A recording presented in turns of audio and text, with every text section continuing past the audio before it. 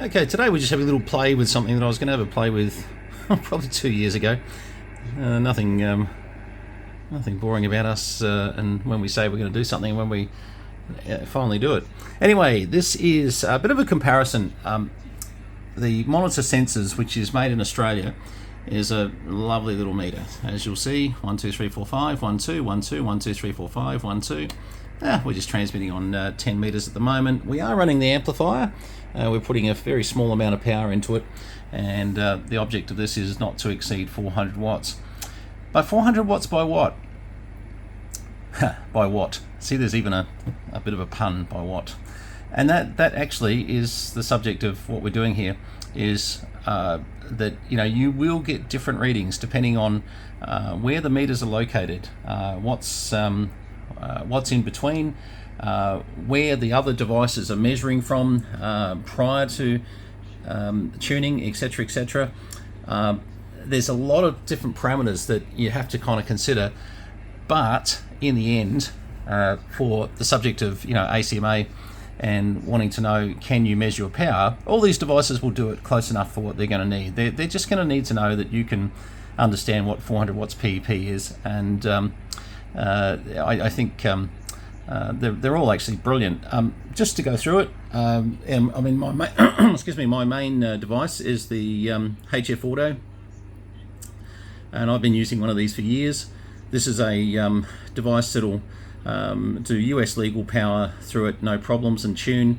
The talks I've had with Paul at PowerStar, really these things will do in excess of 2,000 watts and tune quite effectively, and they do a great job.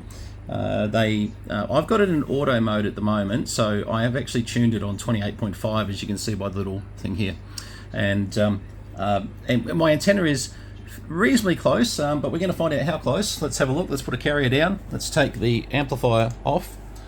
Let's just put minimal power through and see what we're registering. So I'm about 1.91. Now look at this. My tuner is having another look at it. Didn't like it. Didn't actually like it straight away. And they can fart ass around a little bit like that sometimes, but keep in mind these 2 meters are after the tuner. So one of them's reporting 1.73. This is VK3 Charlie Mike transmitting on 28.5. I am on an antenna, so I just want to make that very clear. But I have checked the frequencies clear just before and made people aware we're going to be doing a bit of a test on 28.5. And the band is literally closed right now. Okay, so we've got 11 watts of power here, 1.91. 11.7 watts of power here, 1.73. And we've got 14 watts of power here at 1.11. So obviously the metering here is giving you a look at what the output power is after it's got a tune result. So it's going to show a higher result over here at 14 watts versus the 11.5. So these 2 meters here are seeing some reflected power. So VK3 Charlie Mike just transmitting 28.5 just to make sure we cover all the legals. Okay, so let's talk about this meter here. I could do an entire video of probably 30 minutes on, so I don't want you to think we're going to do that today. I really want to show you what the difference is between, say, $1,000, $1,500 US is, and the reason I say $1,000, $1,500 depends whether you've got a whole stack of these with them. These things are not cheap, trust me. I bought these off Dennis Eady, actually, VK4SX, good mate of mine, and they are, the waiting time to get them is ridiculous. Dennis got me out of trouble with a couple of these, and they're not cheap, I can tell you now. Neither is the meter. I'd love to give you current pricing, but I just don't know with the dollar exchange and a lot of things that have changed since we probably bought these in, so I won't quote that too much. But what I can say, this little solution, 1, 2, 3, 4, 5, 1, 2, 1, 2, 3, 4, 5, is an under $400 Australian made solution from Monitor Sensors.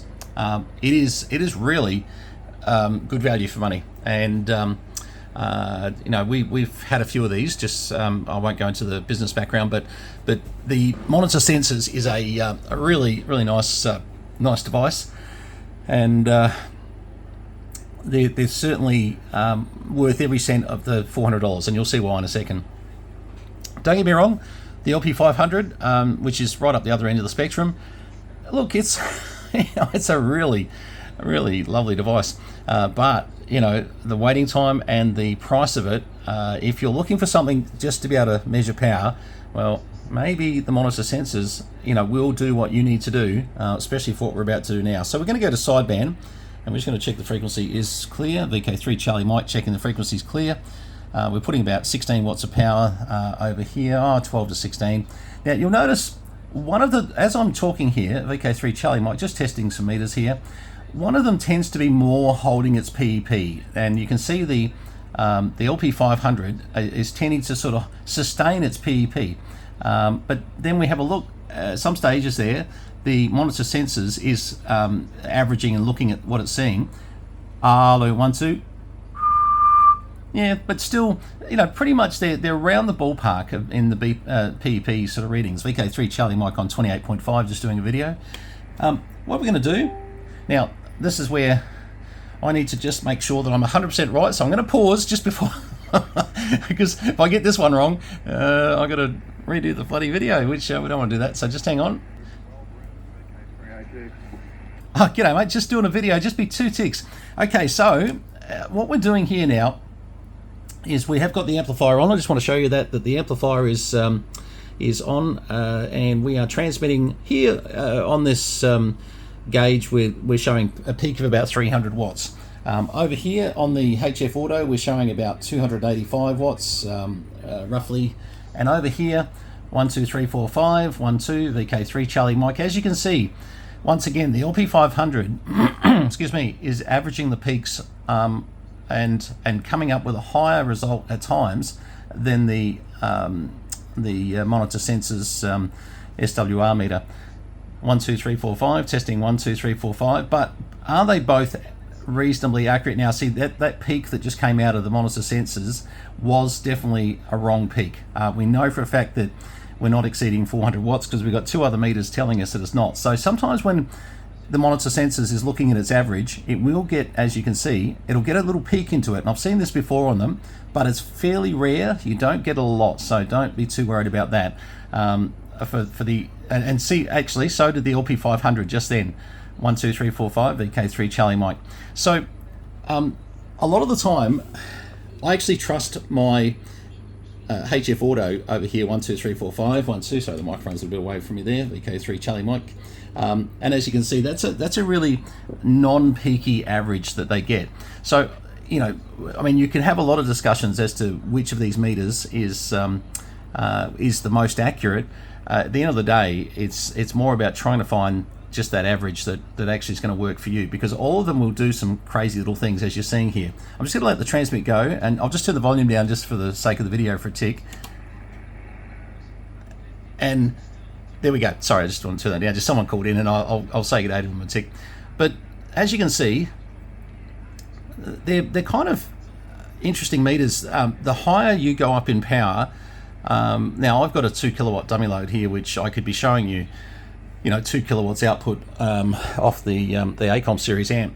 But look, it really doesn't. I suppose you just need to trust me on the fact that both these devices here, these loads are 3,000 watts PEP, sort of validated and very accurate, and certainly wonderful devices. So from what you're seeing here, the PEP side, if I just go VK3 Charlie Mike, just about to go to FM and drop a carrier for a second, VK3 Charlie Mike on 28.5. Right, let's just go down to FM again. Now, you've got to be careful here, because let's take that power right down, because actually I'm probably going to take the amp off, actually, to be honest, just for the moment, just to not get myself in any trouble. So we want to basically show up to 100 watts here. So let's go 5 watts. Close enough. Let's have a look here. I was going to try and just say 10 watts there, but close enough. Let's go up to 50 watts.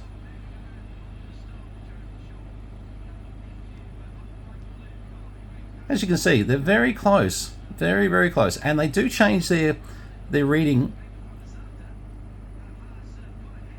And I just wanted to not talk there, because as you can see, that changes that quite a bit.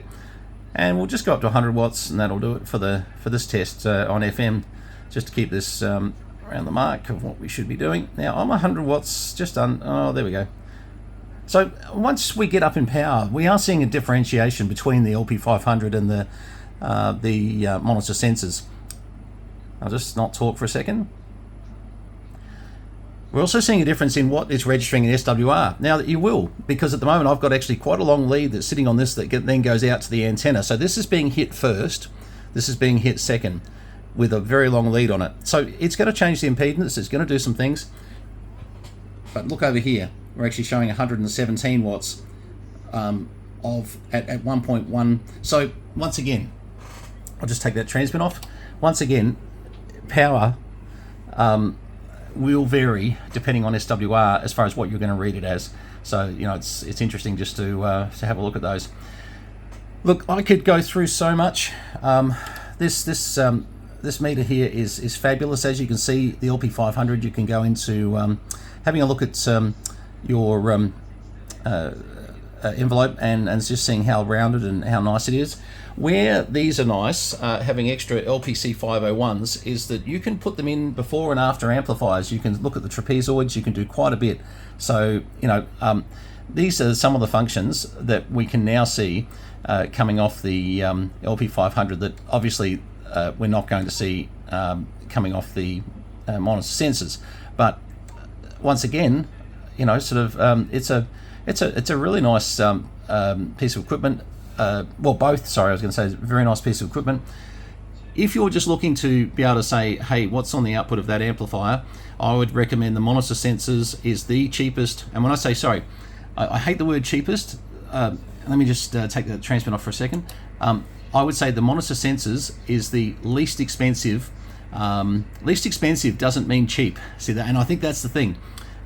This is probably the most economical way for you to read, power and support an Australian company at the same time. I really like it, and I know that everybody wants an LP500. Anybody with any brains says I'd rather have that for all the nice, lovely features, etc., etc. But look, I'm going to take a guess with the Australian dollar at the moment. What have I got? I've got 4 sensors with this thing. There's another one sitting in the workshop. So I've got 4 sensors in total with this. I don't think you'd get any change out of $2,000 Australian if you bought the 4 sensors and the LP500. Actually, I'm starting to think more.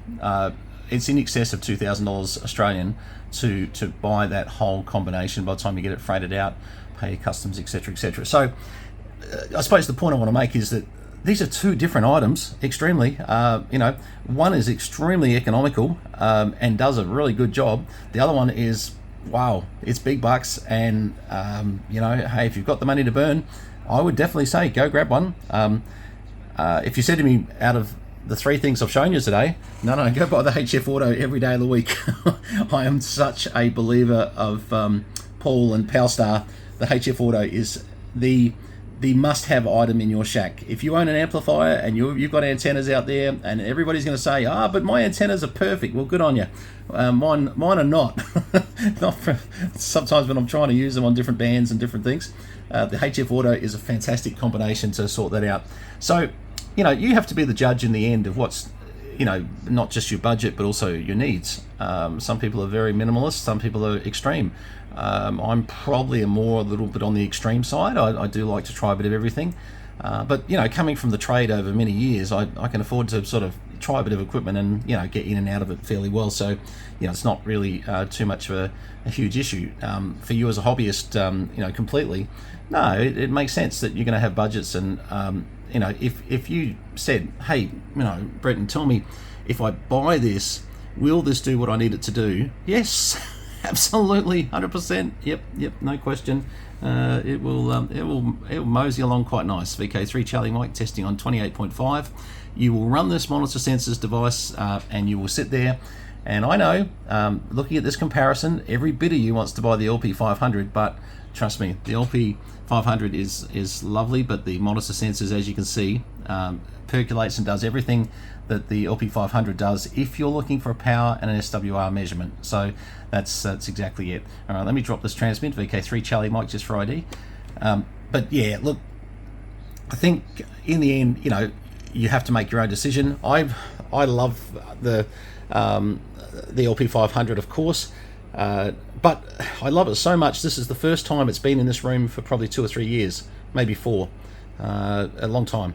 So I mean that in the way that I don't know, maybe it'll stay here now that I've finally put it in here. My monitor sensors though, I will probably use that in the workshop. Why? Because in the workshop I don't need flashy looking LP500s showing me. I've already got crows showing me envelopes. I've already got station monitors. I've got stuff that service monitors, but I wouldn't mind having a device that tells me the output of the amplifier fairly accurately, which we've proven this this can do quite well compared to really the 3 devices that we're looking at. There may be some technical arguments to some of the things I've said, and I didn't want to really get into impedance discussions, the fact that we're doing this on air, all the variables, etc., etc. I actually just felt that I just wanted to show a realistic situation of you operating from home and what you might encounter. So, a part of you might say, look, I think that some of his readings could be different with variations of antenna cable. I would have liked to have seen it on dummy load. And had I not been lazy, I could have pulled the 2 kilowatt dummy load into this room and done exactly that. I'm tempted to do it, but I'm just not going to, because I know the readings are going to be slightly more accurate on all devices. So if I had this in through mode, so bypass mode, and I had the other 2 devices on there, we literally would be looking at the same SWR coming off that dummy load. Let me tell you, the power difference between them all is not going to be overwhelming. But what you're seeing here, there are some variances, but this is in situ variances that you're going to see. Are these all calibrated fairly closely to the mark? Oh, look, I think they are.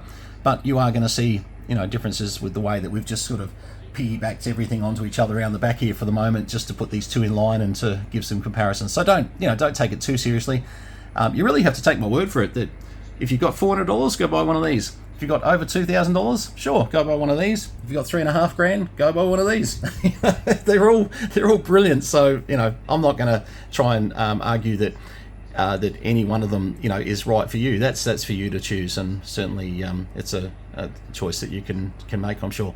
All right, thanks for having a quick look at this. I'll go back on 10 meters and find out who called in just before and say g'day. And nice to see. I think it was someone from down in Melbourne. I think. Anyway. Oh, actually. Yeah. No. I think I know who it is. Yeah.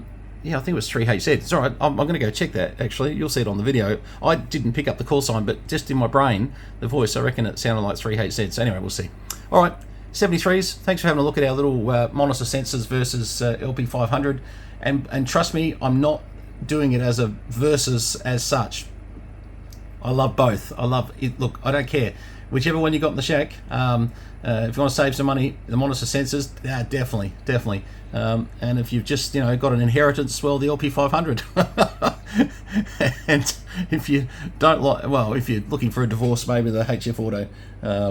Actually, my mate Eric just bought one of these from us and loves it, absolutely loves it. And he's not divorced; he owns planes, so he's pretty lucky that his wife is very, very nice.